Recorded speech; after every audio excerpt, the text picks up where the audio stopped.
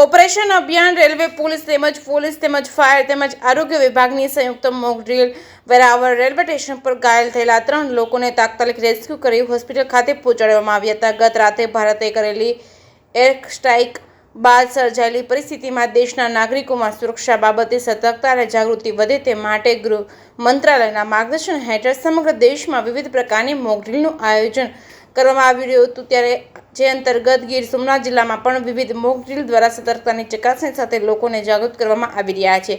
આવી જ એક મોક ડ્રીલ દરમિયાન વેરાવળ રેલવે સ્ટેશન પર 3 લોકો ઘાયલ થયા હતા એવો મેસેજ મળતા તાત્કાલિક જિલ્લા વહીવટી તંત્રની વિવિધ વિભાગની ટીમ તાત્કાલિક સ્થળ પર પહોંચી ઘાયલ થયેલા 3 લોકોને રેસ્ક્યુ કરી તુરંત જ હોસ્પિટલ ખાતે પહોંચાડી તેમનો જીવ બચાવ્યો હતો। સમગ્ર ઘટનાક્રમ એવો છે કે મોક ડ્રીલ અંતર્ગત વેરાવળ રેલવે સ્ટેશન ખાતેથી ફાયર અને આરોગ્ય વિભાગને 3 લોકો ઘાયલ હોવાના મેસેજ મળતા તુરંત જ ફાયર ટેન્કર સાથે ફાયર વિભાગની ટીમ તેમજ એમ્બ્યુલન્સ સાથે આરોગ્ય વિભાગની ટીમ પહોંચી હતી।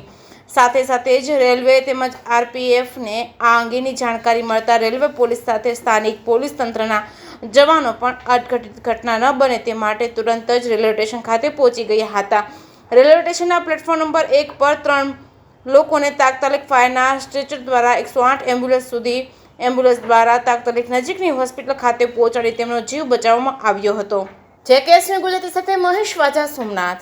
આજરોજ મિનિસ્ટ્રી ઓફ હોમ અફેર્સની જે ગાઈડલાઈનો હતી કે 7 તારીખના રોજ બપોરના 4 વાગ્યાથી રાતના 8 વાગ્યા સુધીમાં વિવિધ જગ્યાઓ પર આપણે અવેરનેસ ડ્રીલ અથવા તો મોક ડ્રીલ કરવી, જે અન્વયે વેરાવળ રેલવે સ્ટેશન ખાતે આજે એક મોક ડ્રીલ કરેલી હતી, જેની અંદર અમને સૂચના મળતા અમારી ટીમ ત્વરત રેલવે સ્ટેશન પર પહોંચી અને 3 જેટલા લોકો જે છે ઘાયલ હતા એમને તાત્કાલિક ત્યાંથી બહાર કાઢી અને એમ્બ્યુલન્સની મદદથી સલામત સ્થળે ખસેડવાની કામગીરી કરેલી હતી, જેમાં આરપીએફ અને સિટી પોલીસ સ્ટેશનની ટીમે અમને સહકાર આપેલો છે।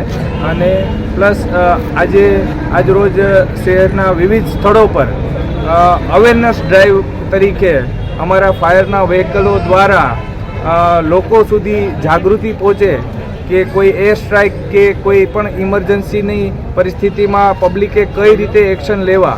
આજ રોજ રાતના 8 વાગ્યાથી શહેરની અંદર કમ્પ્લીટ બ્લેકઆઉટની ડ્રીલ થવા જઈ રહી છે, તો એ બ્લેકઆઉટમાં કઈ રીતે કામગીરી કરવી અને કઈ રીતે લોકોએ પોતાની તકેદારી રાખતા અને પબ્લિકને અવેરનેસ મળે એ હેતુથી અમે લોકોને જાગૃતિ અર્થે अलग अलग જગ્યાઓ પર अवेयरनेस ड्रिल પણ કરવેલ છે।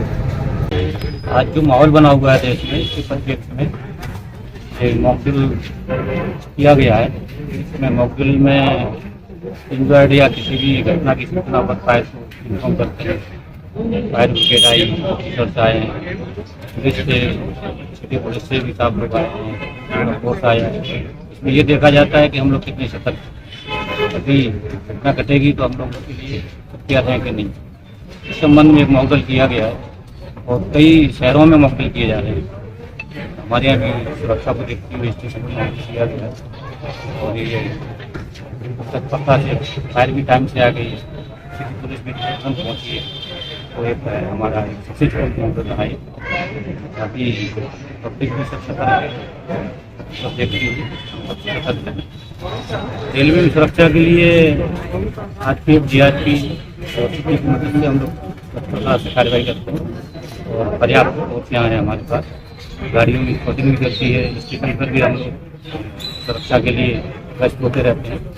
पब्लिक के लिए ये है कि अवेयरनेस प्रोग्राम हम तो चलाते हैं, पुलिस तो अपना काम करती है, लेकिन पब्लिक को भी चाहिए कि कभी भी कोई संदेश दिखता है, कोई ऐसी सूचना मिलती है, तुरंत उससे और विलम्ब कार्रवाई की जा सकती है और बचाव रहता है। पब्लिक भी सतर्क रहेगी तो उससे पुलिस को भी मदद मिलेगी, तैयार है काम करने और हम लोग सभी तरह से तैयार सुरक्षा की पूरी बंदोबस्त।